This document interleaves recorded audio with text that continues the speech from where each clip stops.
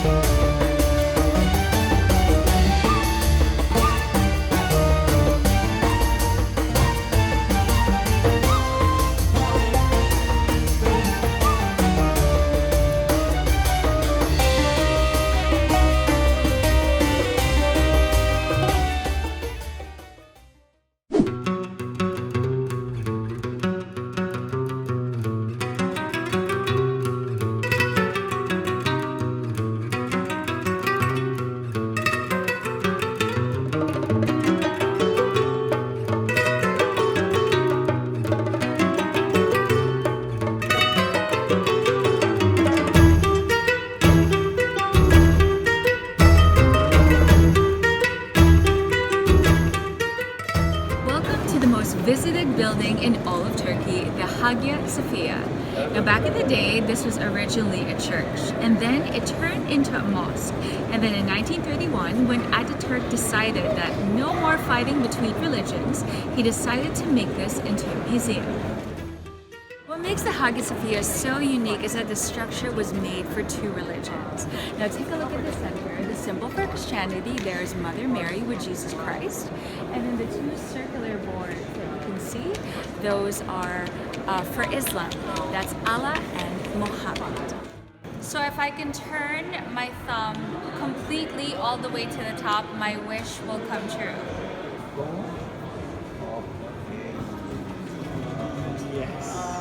I did it! So here are some signs that back in the day it was a church. So take a look at this. This was a cross, but then these were cut.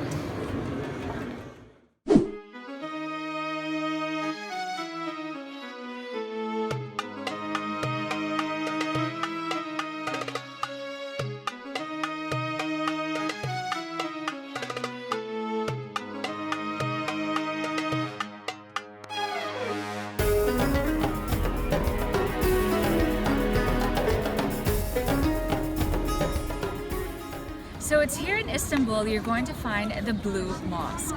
Now it's actually called Sultan Ahmet, but the tourists, because I'm sure they have a little bit of a hard time pronouncing the name, they've called it the Blue Mosque. And why? Well, it does have a little bit of a bluish tint to it, don't you think? And inside there's so many ceramic tiles and the colors are blue. So as you can see, I'm wearing a scarf over my head because there is a dress code to enter because it is a place of worship. So you're not allowed to wear anything tight or short, so they may actually make you wear like a skirt, and you're supposed to cover your head. So I'm wearing a scarf today, so I think it's pretty perfect.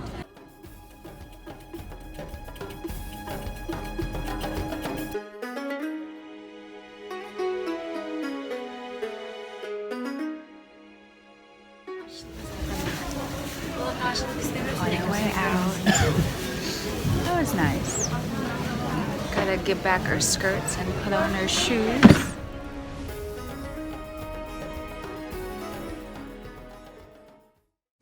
So it's here at the historical Pera Palace Hotel. You're going to find the very first wooden and cast iron elevator in the country.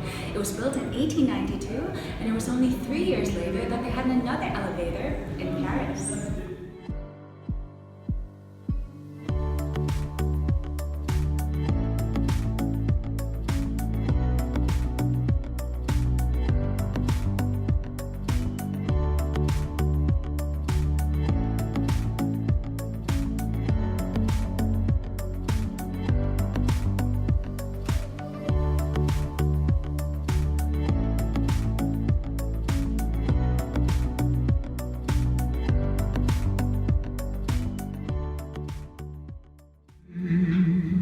So I'm here at the very first European hotel in Turkey, the Pera Palace, and it's here that the detective writer Agatha Christie wrote The Murder on the Midnight Express.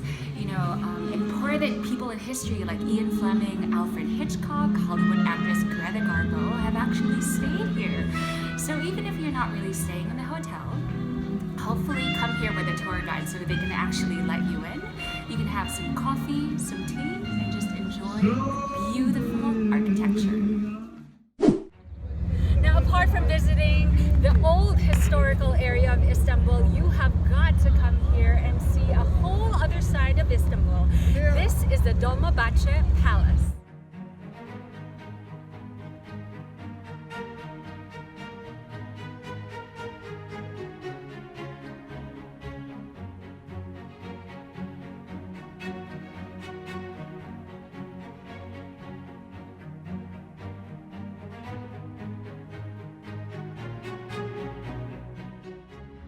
So I just exited the Dolmabahçe Palace.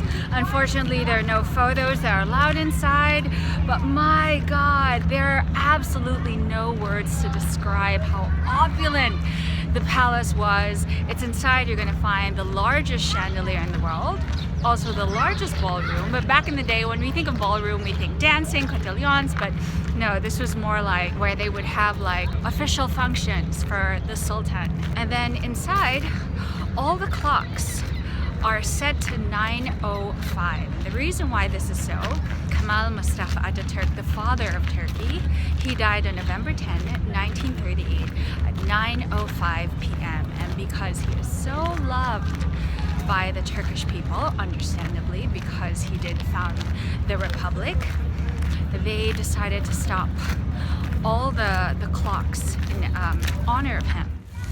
So I'm here in the Dolmabahçe Palace grounds, and did you know that the tulip actually originated from Turkey? It's the national flower of Turkey, and though a lot of people think that it actually originated from Poland, that is not true. It came from Turkey, it traveled to Austria, and then finally it got to Holland. So beautiful. Unbelievable.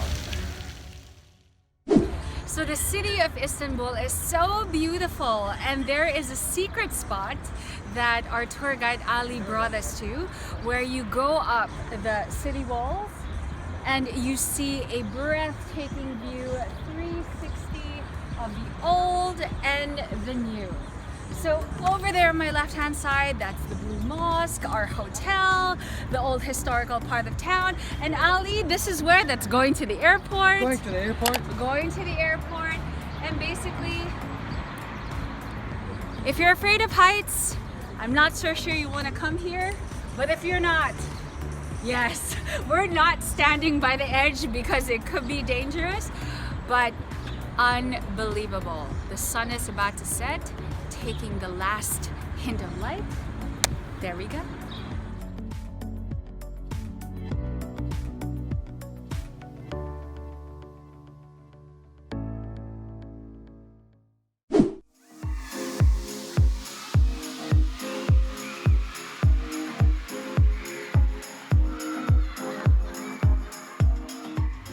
So a great way to see both sides of Istanbul is on a cruise ship, on a yacht, and a boat to go along the Bosphorus Strait. So you get to see the Asian side and the European side. So you get to see all the historical buildings, the luxurious hotels, the people going fishing, just basically everyday life nearby the water.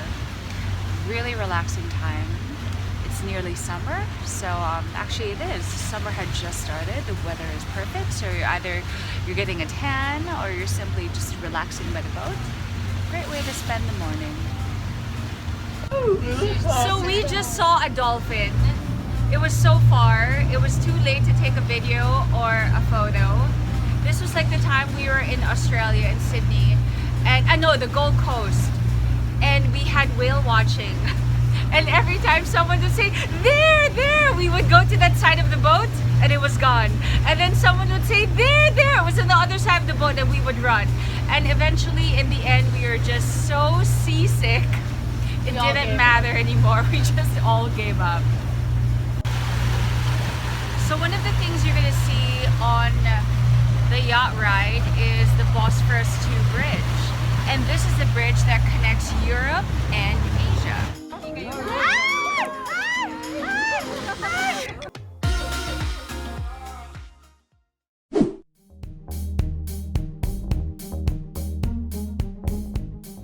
This Grand Bazaar is so huge.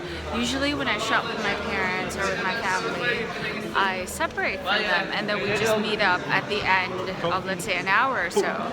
But here it is so insanely large. I mean, grand is an understatement, that I'm not gonna risk it. Even if it says we'll meet at gate 5, 1, 2, 3, A, B, C, doesn't matter. But anyway, here you're gonna find a lot of fake designer goods, home furnishings, a lot of amazing leather and fur. There's of course like soccer jerseys, shoes, anything you can think of they have here. And most especially a lot of gold, diamonds, and they usually sell by wholesale, by the gram. But anyway, I was actually interested in some leather goods, but the way the people sell here, they're very, very, very, very aggressive.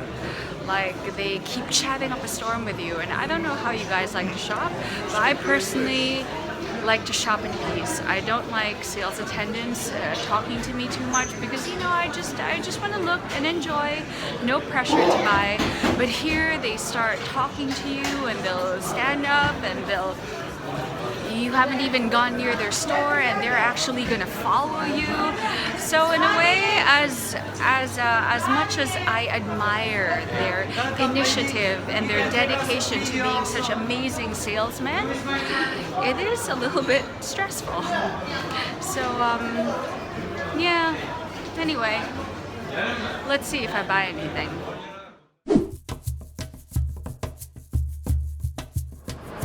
So we know that the Greeks were great philosophers, but if there's one thing that the Romans were really good at, it's that they created water systems, especially in the ancient times, from aqueducts to this, the Basilica Cistern in Istanbul. And the reason why this is so important is because if enemies ever came and they cut the supply of water, they wouldn't have to worry because the city had its own supply of water. And one of the highlights here is we're heading over to the area where there are 2 Medusa heads, and I'll tell you why when we get there.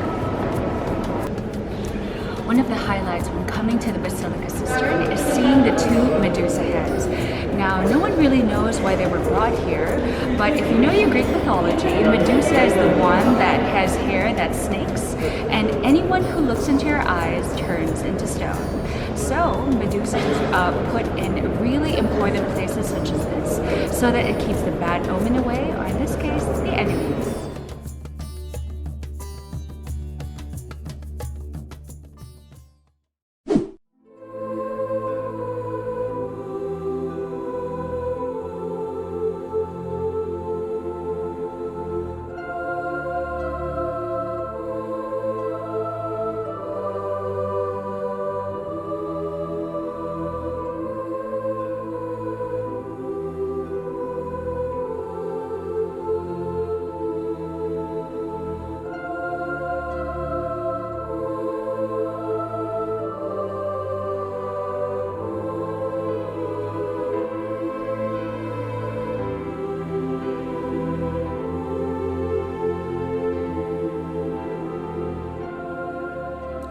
So there are about 10,000 historical churches in Turkey, so it's kind of hard to decipher which ones to visit because there's so many of them, all truly beautiful. I mean, Cappadocia alone has more or less about 2,000 historical churches.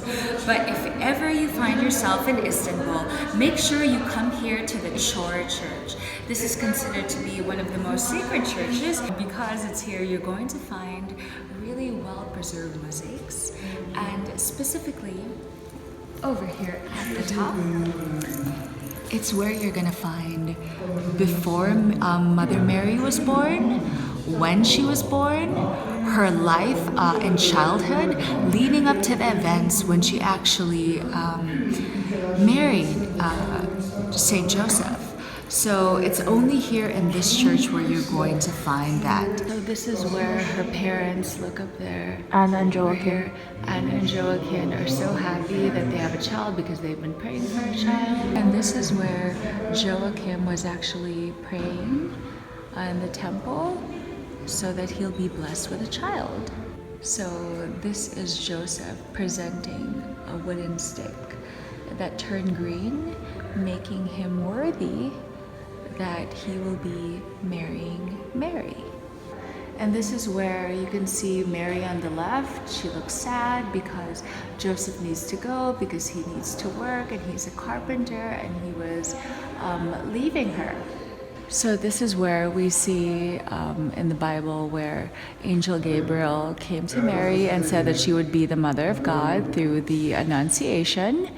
And over there on the right is when Mother Mary tells Joseph about what happened to her. And obviously he was doubting a little bit, which makes it more real and more interesting.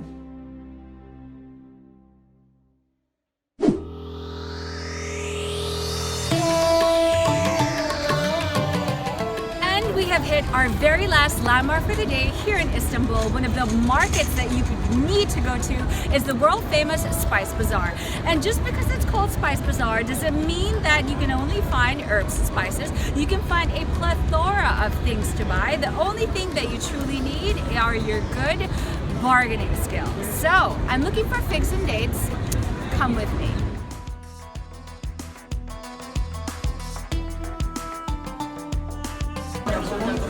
So this is what I really want. I want figs. And so far, from all the figs that I've seen, these look the juiciest, the biggest.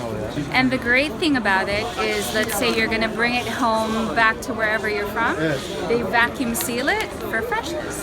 And then I'm buying a kilo of dates, which is also my favorite.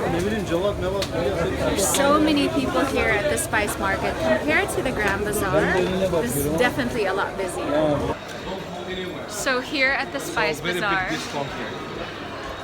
it's really crowded. I was able to buy some figs and some dates, which is what I really want. Something interesting happening here.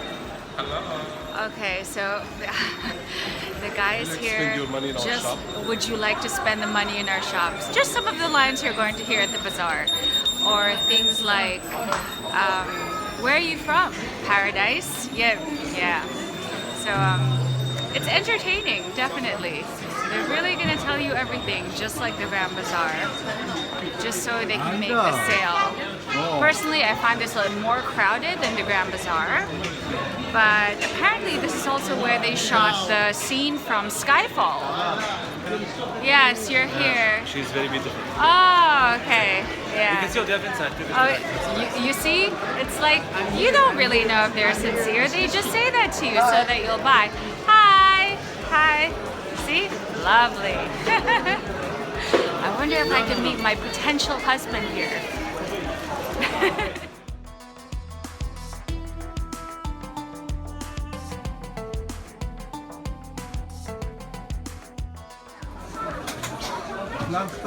May I smell? Yeah, what's the difference? This one is fake saffron, it just gives color. Fake saffron, I like that. So like fake bags. Yeah, that's And this is the very real one. good, the real one. Look, it's the first grade, it comes from Iran. It's called golden poshal. Okay? Golden Poshar. Golden poshal. Yeah, the first grade comes from Iran, then from Kashmir in India, then from Spain. In Spain. So expensive. But It's very the most expensive spice in the world. good. Most expensive. This one, no smell. No. It comes from Africa. Zero. Zero smell.